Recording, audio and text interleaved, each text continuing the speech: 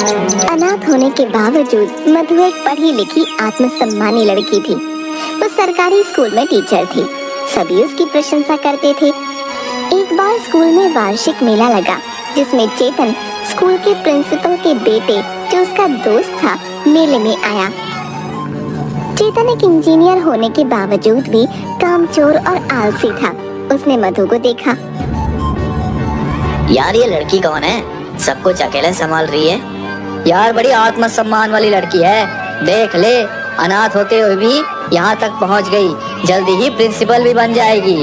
सरकारी टीचर, वाह, ऐसी लड़की से शादी हो जाए तो क्या कहना। घर आकर चेतन ने मधु के बारे में अपनी माँ को बताया। माँ ने चेतन की बात चलाई। प्रिंसिपल के बेटे की मध्यस्थता के कारण ये शादी पक्की हो गई।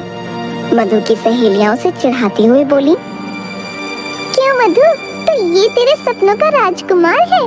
तू तो कहती थी किसी ऐसे वैसे से शादी नहीं करेगी। ये इंजीनियर है, अब इसके साथ में अपनी दुनिया बसाऊंगी। तुम सब मुझे दुआएं दो।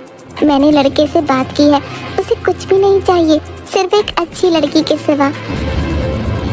सादगी से शादी कराकर चेतन मधु को घर ले आता है। मधु इंजीनियर की पत्नी बनकर बहुत खुश होती है। शादी के अगले दिन चेतन की माँ उसे जगाते हुए कहती है, चेतन देख, अब घर में बहू आ गई है बेटा। अब अपने लिए अच्छी सी नौकरी ढूंढ ले।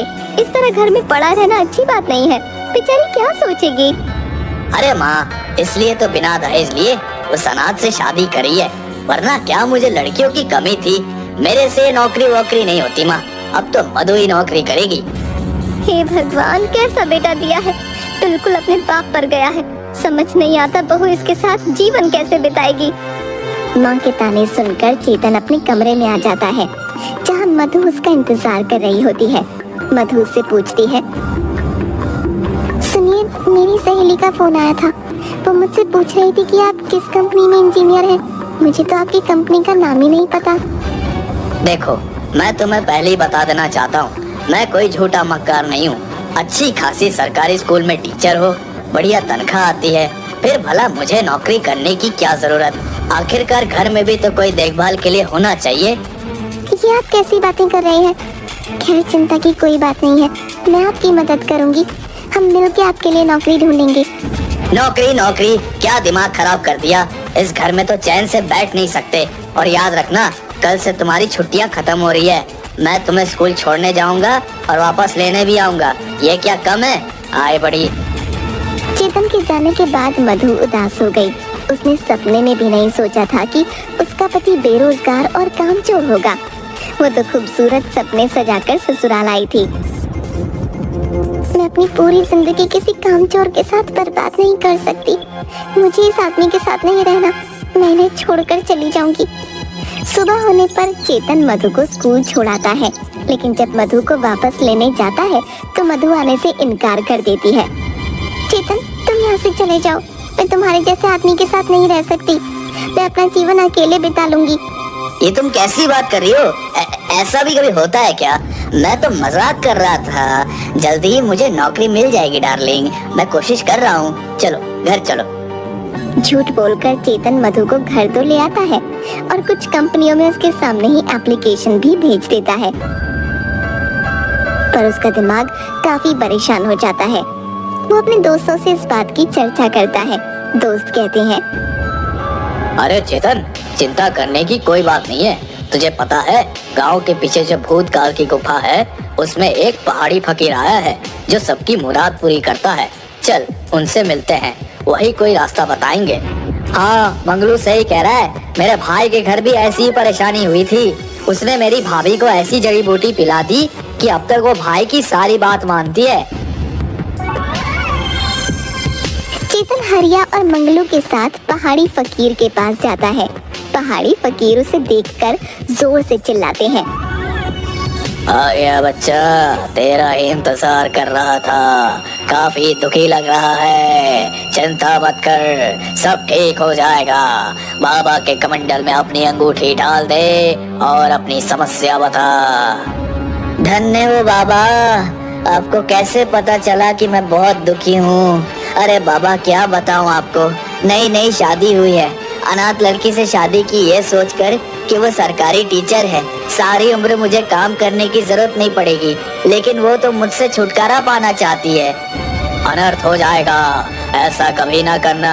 तेरी पत्नी कोई साधारण औरत नहीं, साक्षात लक्ष्मी है। अगर वो तेरे घर से गई तो तेरा घर का सुख चैन भी चला जाएगा।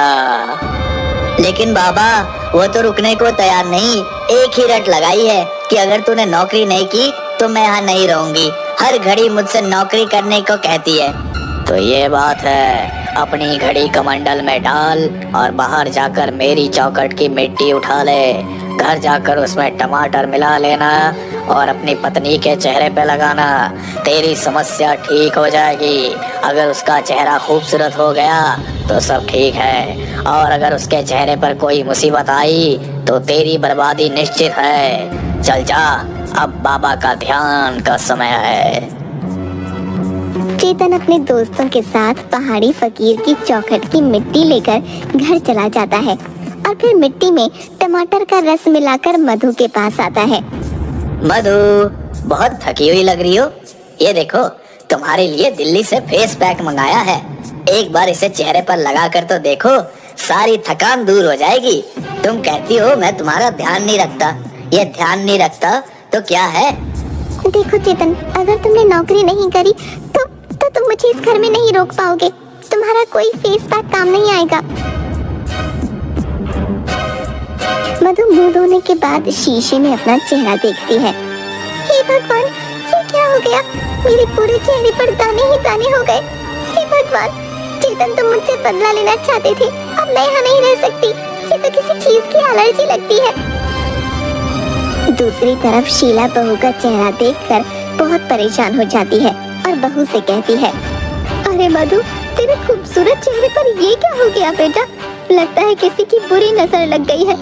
सुना है कोई पहाड़ी फकीर आए हैं जो सबकी मुसीबत दूर कर देते हैं।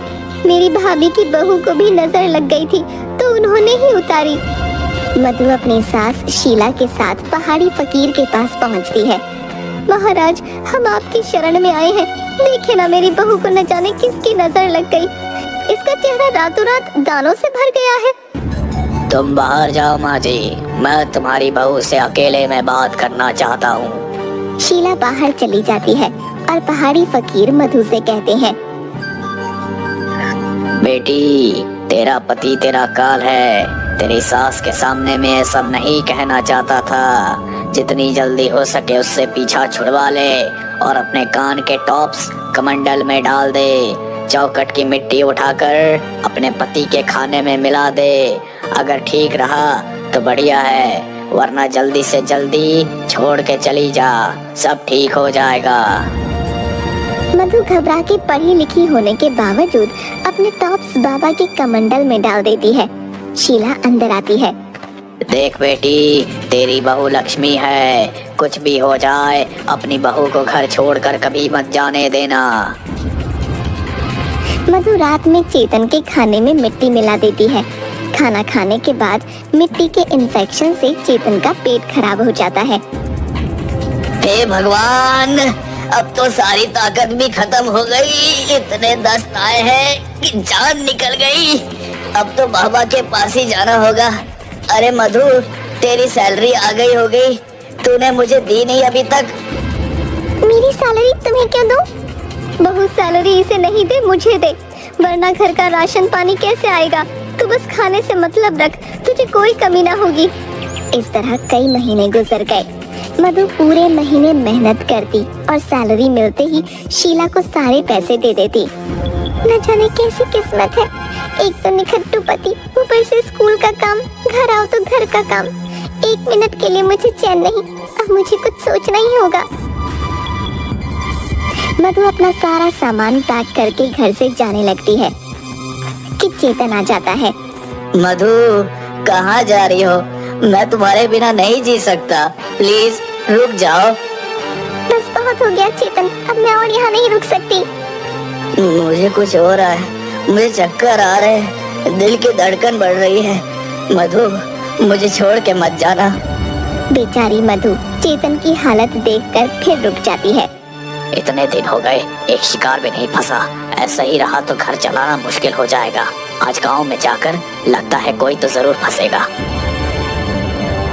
बाबा घूमते घूमते चेतन के घर पहुंच जाते हैं और आवाज लगाते हैं, भिक्षा दो, घर में भयानक मुसीबत आने वाली है। शीला बाहर आकर, अरे फकीर बाबा, आप, हमारी तो किस्मत ही खुल गई। आइए आइए, अंदर आइए ना, भोजन करिए। पहाड़ी फकीर अंदर आ जाता है। उसे देखकर चेतन उठकर बैठ जाता है। धन्य हो बाबा, आप यहाँ? तू यहाँ क्या कर रहा है? बाबा ये मेरा ही घर है, मुझ पर दया कीजिए। हाँ, उपाय करना होगा।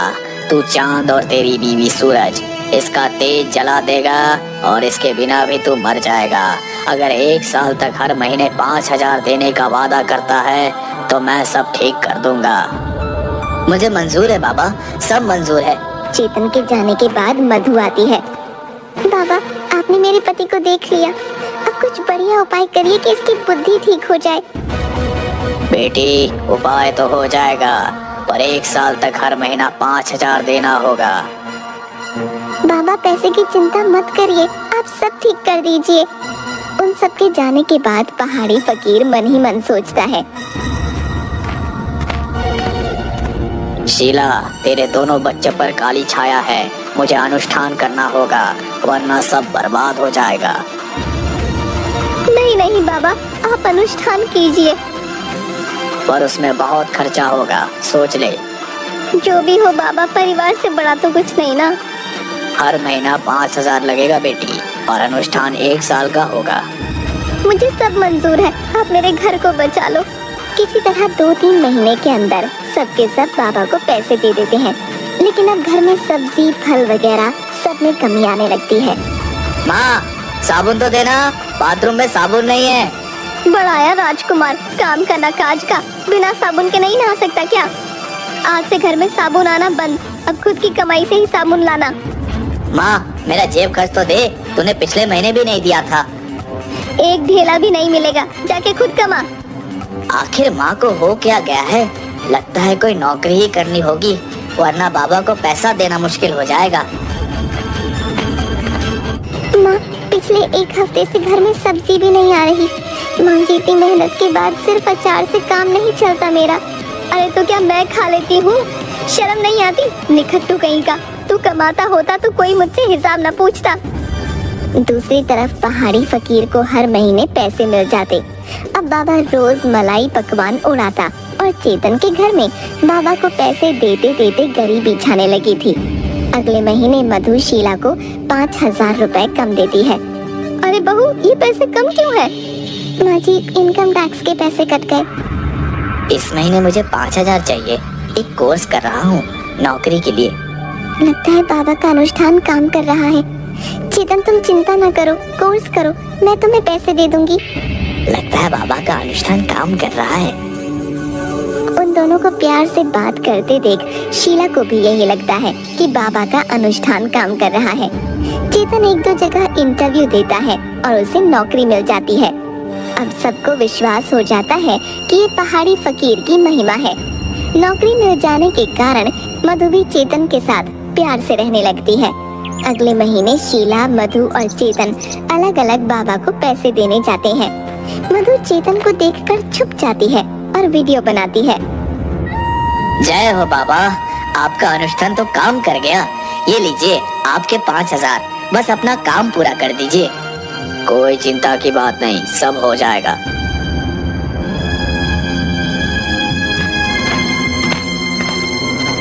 जय हो आपकी, आपके अनुष्ठान से मेरा घर बदल रहा है। लीजिए 5,000 रुपए, बस मेरा काम पूरा कर दीजिए। शीला के जाने के बाद बाबा अपनी विग उतार कर बीवी को बुलाता है। सूजी डार्लिंग, बाहर आना। देखो तुम्हारा काम हो गया, आज खाना ऑर्डर कर दो, पर नॉनवेज करना। डार्लिंग, 1 साल के बाद क्या करेंगे? मूर्खों की कोई कमी नहीं है, तुम ऐसा करो, मैं इनकी मूर्खता का कष्ट करूंगा। शीला को सब समझ आ जाता है और वो वापस आ जाती है। घर पहुंचती है तो चेतन खुशी से कहता है, मधु, बाबा की दया से मेरा प्रमोशन हो गया है। अब मेरी सैलरी 1 लाख रुपए है। चाहो तो तुम नौकरी छोड़ सकती हो। चेतन, ये सब बाबा का नहीं, तुम्हारी मेहनत का फल है। तुम्हारे मुंह से ये शब्द सुनने के लिए मैं कब से तरस रही थी। तुम तो जानते हो ना, मैं अनाथ थी, सारी जिंदगी मेहनत करके खाया है। शादी के बाद चैन से खाना चाहती थी, पर अब मुझे नौकरी करना अच्छा लगता है और तुम्हारे जैसा पति पाकर मैं बहुत खुश हूँ। मुझे और कुछ नहीं चाहिए। सब बाबा की दया है। उनकी पूजा से हमारा घर ठीक हो गया। उनकी पूजा से हमारा घर ठीक नहीं हुआ है माँ। हमारा घर चेतन की मेहनत करने से ठीक हुआ है, बल्कि हमारे पैसे से उनका घर ठीक हो गया है। ये देखिए, वो सबको बाबा का वीडियो दिखाती है। इस बाबा की वजह से मैं नौकरी कर रहा था, अब मैं नौकरी छोड़ देता हूँ। क्या? ऐसा कभी नहीं होगा मधु, मुझे अपनी भूल समझ आ गई है। अब हम सब मिलकर इस बाबा को मजा चखाते हैं। बाबा मधु को फोन करके पैसे के लिए पूछता है। बाबा, मैंने अपने जन्मदिन पर आपके लिए खाना रखा है, आप हमारे यहाँ खाने के लिए आइए। मेरे और भी दोस्त आपसे मिलना चाहते हैं। बाबा सोचता है कि उसके लिए और पैसों का इंतजाम होने वाला है। वो खुशी खुशी खाना खाने चेतन और मधु के घर पहुँचता है। आइए आइए बाबा, आराम से बैठिए, लेकिन अपना विग टांग दीजिए, क्योंकि यहाँ पंखा बहुत तेज है। अगर ये उड़ गया तो खाना खराब हो जाएगा। शीला की बात सुनकर बाबा घबरा जाता है और अचानक अंदर से मधु और चेतन पुलिस के साथ निकलते हैं। मधु पुलिस को बाबा का वीडियो दे देती है और बाबा को गिरफ्तार कर लिया जाता है। अरे मूर्खो, ये सब क्या कर रहे हो? मैं सबको भस्म कर दूंगा। नहीं जानते मैं एक सिद्ध फकीर हूँ। सब कुछ अच्छे से जान चुके हैं ढोंगी फकीर, अब तेरा कोई पैतरा काम नहीं करेगा। अरे बहुत बेवकूफ बना लिया सबको तुमने। अब आ जाओ थाने में, कुछ दिन हमें सेवा करने का मौका दो। ले जाओ इसे। और आप सबका बहुत धन्यवाद, जो ऐसे ढोंगी को पकड़वा कर हमारे सभ्य समाज में जो दिल से धर्म आचरण करने वाले लोग हैं, उनकी इन ढोंगियों की वजह से बहुत बदनामी होती है। आप जैसे सतर्क अगर हर कोई हो गया तो हमारा भारत फिर से स्वर्ग कहलाएगा। लेकिन बाबा के धोखे ने मधु के निकम्मे पति को हमेशा के लिए सीख दे दी थी। सब लोग खुशी खुशी रहने लगते हैं।